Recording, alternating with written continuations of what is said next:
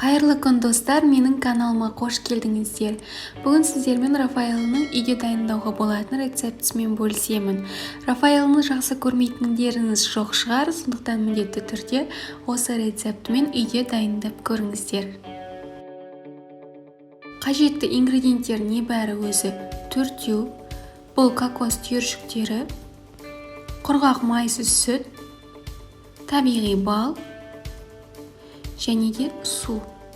Судың мөлшері бұл массаға байланысты. Егер қатты құрғақ болып жатса, онда қайтадан үстінен су қосамыз, бірақ көп емес. Масса қолға жабысатындай болуы қажет, яғни оңай шариктер жасай алуымыз қажет. Менде бұл рецептпен 5 шарик шықты.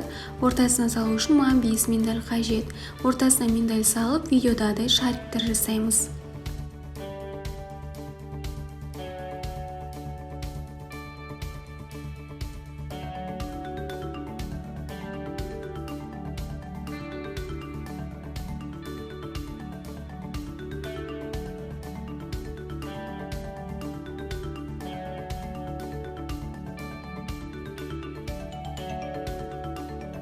Дайын болған шариктарды кезекпен кокос түйіршіктеріне аударып аламыз.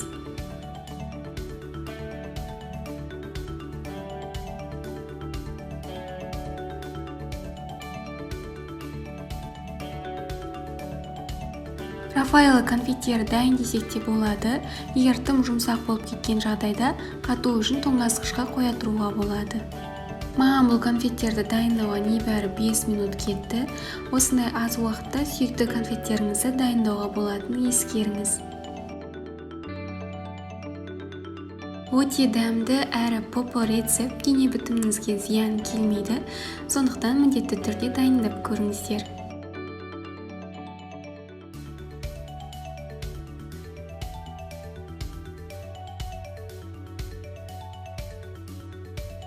Ортасында жаңғақпен дәмі тіпті тамаша. Видеоны соңына дейін қарағандарыңыз үшін рахмет. Тегін рецепт үшін міндетті түрде лүпіл басып қойыңыздар. Дәмді әрі оңай рецепттерді жоғалтып алмас үшін каналыма тіркелуді ұмытпаңыздар. Ас болсын!